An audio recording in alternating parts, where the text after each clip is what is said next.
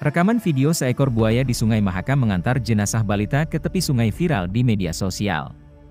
Peristiwa yang terjadi di Kutai Kartanegara, Kalimantan Timur itu kemudian ramai jadi pemberitaan berbagai media massa. Inilah fakta buaya muara, pemburu mematikan di perairan Sungai Mahakam dan Indonesia. Buaya biasanya hidup di perairan air tawar seperti sungai, danau, rawa, dan lahan basah lainnya. Ada juga buaya yang hidup di air payau seperti buaya muara. Indonesia memiliki 4 jenis buaya yang hidup di perairannya. Jenis pertama adalah Thomistomys klegeli, wilayah penyebarannya di Sumatera dan Kalimantan. Kedua, Crocodilus siamensis dan tersebar di Kalimantan khususnya Sungai Mahakam. Ketiga, Crocodilus novaeguineae yang tersebar di Papua dan Papua Barat, karena itu sering disebut dengan buaya Papua.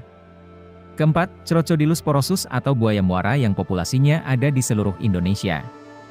Artinya, di perairan Kalimantan terdapat 3 jenis buaya. Sayangnya, di Indonesia belum pernah ada kajian secara utuh populasi sebenarnya buaya di habitat aslinya. Buaya muara termasuk yang paling besar dibanding jenis lainnya. Panjangnya bisa mencapai 7 hingga 8 meter dan beratnya bisa mencapai lebih dari 500 kg untuk jantan. Di Kalimantan, sering warga melapor melihat buaya berukuran panjang sampai belasan meter. Buaya dan manusia, kedua makhluk hidup ini seharusnya bisa hidup berdampingan di alam. Faktanya, sering terjadi konflik antara buaya dan manusia. Buaya muara adalah jenis hewan teritorial yang mempertahankan wilayahnya dari ancaman. Aktivitas manusia yang masuk ke dalam habitat buaya muara akan memicu konflik. Predator itu dapat menganggap manusia sebagai ancaman sehingga terjadi serangan. Lembaga Ilmu Pengetahuan Indonesia atau LIPI, pernah menerbitkan laporan jumlah serangan buaya di Indonesia selama tahun 2007 sampai 2014. Selama periode itu, tercatat ada 279 kasus serangan buaya ke manusia.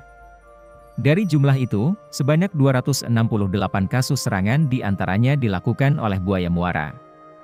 Dari seluruh kasus serangan yang tercatat itu, 135 diantaranya berakibat fatal mengakibatkan kematian.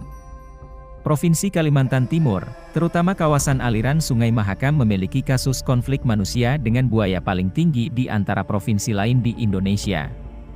Hampir setiap tahun selalu ada berita buaya menyerang manusia. Karena itu, perlu mitigasi seperti membatasi ruang interaksi antara buaya dan manusia. Zonasi perlindungan buaya di habitat aslinya, di mana manusia dilarang beraktivitas di area itu. Selain itu, paling penting adalah konservasi lingkungan agar tak mengancam populasi buaya di habitat aslinya.